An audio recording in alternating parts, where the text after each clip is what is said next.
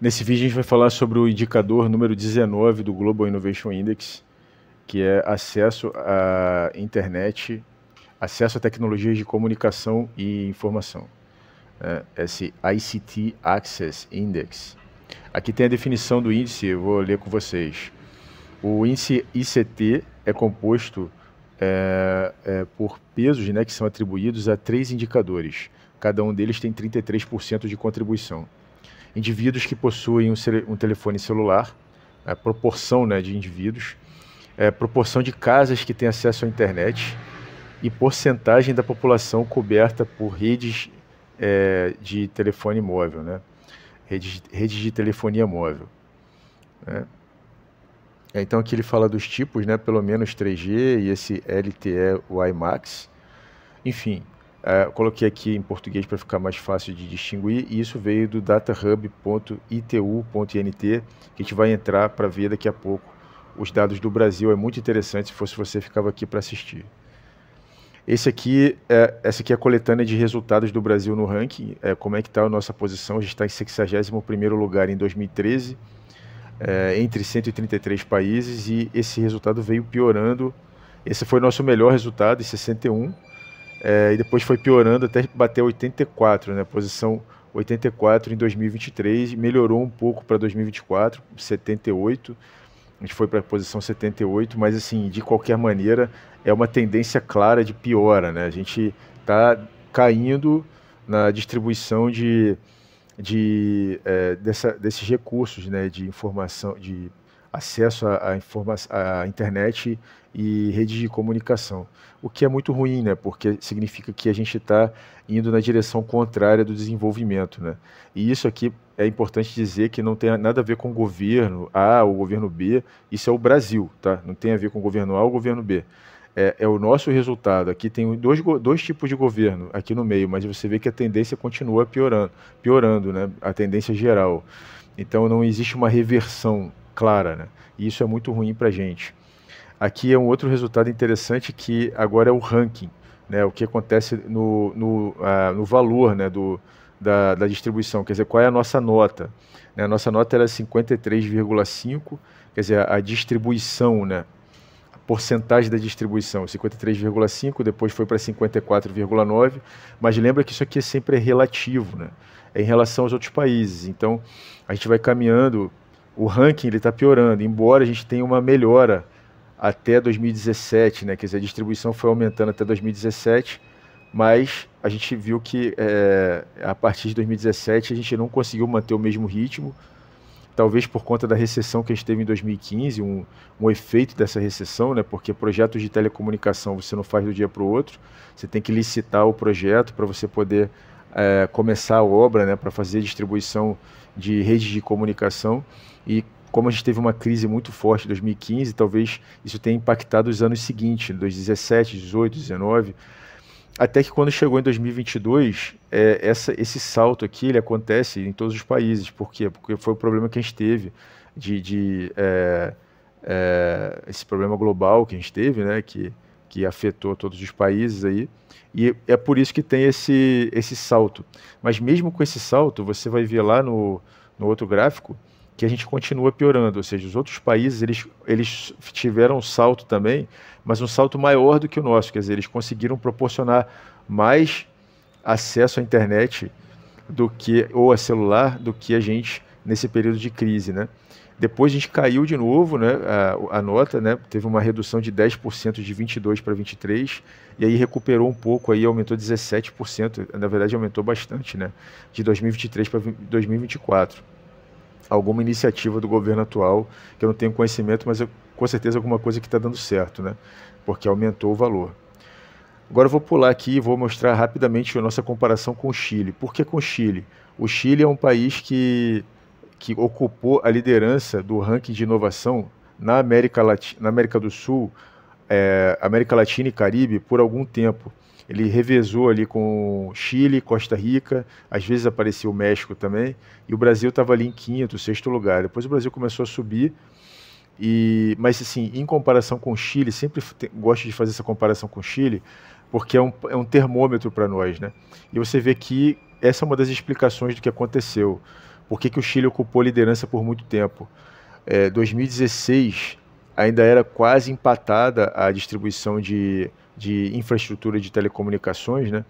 E aí começou a descolar. Você vê que o Chile,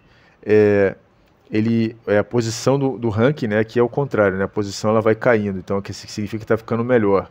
A posição do ranking foi melhorando no Chile até chegar a quase 20º lugar, 25º lugar em 2022, aqui. Depois perdeu um pouco e aí teve uma grande queda no ranking aqui recentemente e, por coincidência, uma melhoria no ranking do Brasil, que aproximou os dois países.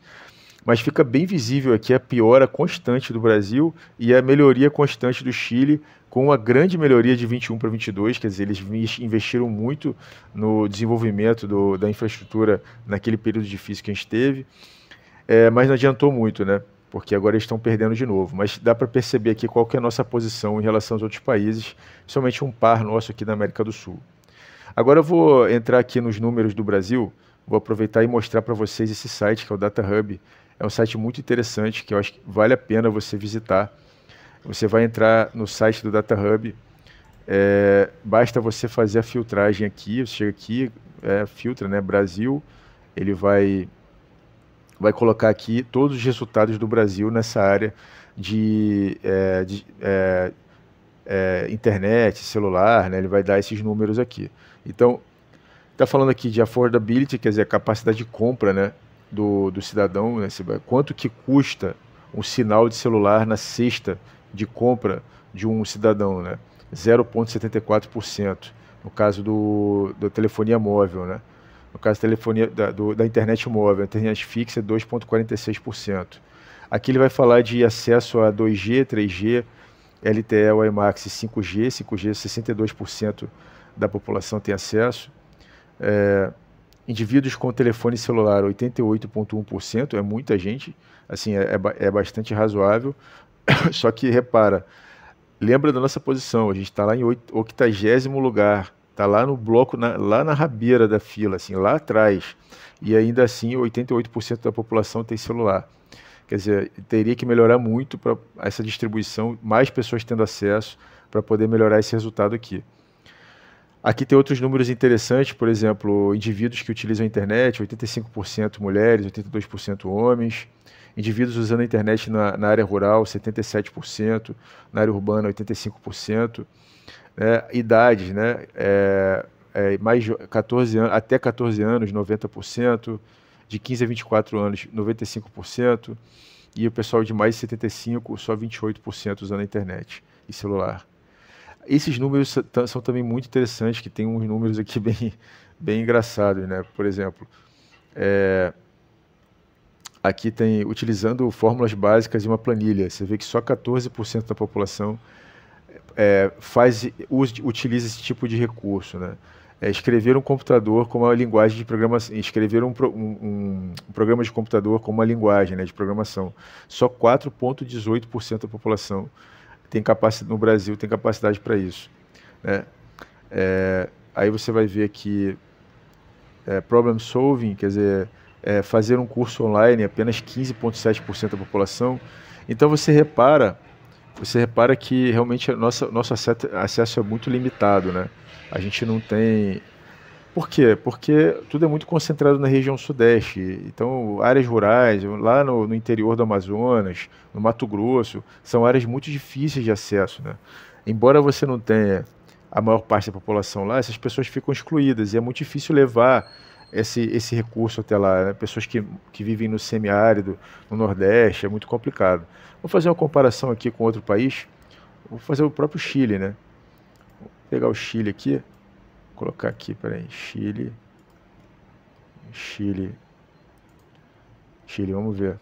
Chile, vamos comparar aqui os números, aqui tá vendo, indivíduos com celular 93%, a gente tinha 88%.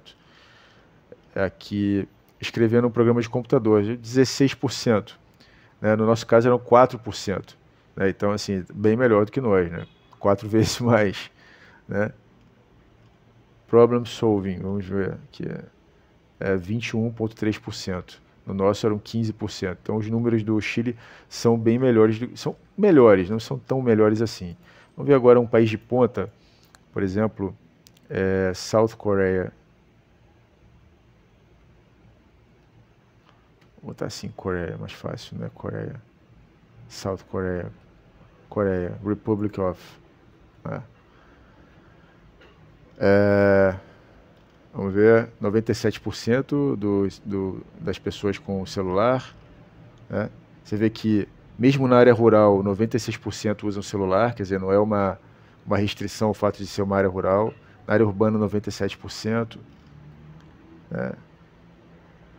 Aqui também nem é tão avançado, né? 7% das pessoas escrevendo uma linguagem de computador. Mas usando copy e paste é 95%. Aqui no Brasil não era 95%, é bem menos. Tendo capacidade de usar o copy e paste para escrever alguma coisa no computador. Reading or downloading newspapers. Vamos ver, doing a course, online course, 30,8%. Aqui eram 15%. Se a gente for aqui no relatório, a gente pode ir lá na Coreia e ver como que eles estão nesse número. Vamos ver aqui. Coreia. Subindo. Espera aí. Cá. Moçambique. Eu acho que está lá embaixo, em Republic of Korea, aqui. Então é ICT Access. Eles estão em 11º lugar. Aqui eles estão considerando 100%, ou seja, todo mundo tem acesso à internet, todo mundo tem acesso à internet em casa, todo mundo tem celular. Realmente os números são muito próximos de 100%, né? A gente pode considerar assim, então eles estão arredondando. Full Access. E olha que eles estão em 11º lugar. Né? Olha só que interessante, né? Bom, então assim, esse é o resultado do nosso 11º indicador do Global Innovation Index. A gente vem trazendo essas informações aí justamente para facilitar o entendimento da nossa dificuldade para a produção de inovação e principalmente porque quando se fala em inovação hoje em dia, é muito fácil encontrar pessoas falando de inovação, né? Falar, não, o governo investiu tantos bilhões, ou alguém falando, dando uma palestra sobre inovação, que a empresa A fez isso, a empresa B fez aquilo. Mas assim, não se esqueçam que existe todo um cenário global que tem que ser levado em consideração para você saber se o país está indo bem em inovação ou não. Não é só o dinheiro que é investido, ou se tem um cara que é esperto, que publicou um artigo ou abriu uma startup. Isso não quer dizer absolutamente nada. Né? Em outros países acontece isso também, mesmo em países mais pobres do que a gente. A questão é que existem vários fatores que vão influenciar o resultado do país, e esse aqui é um deles.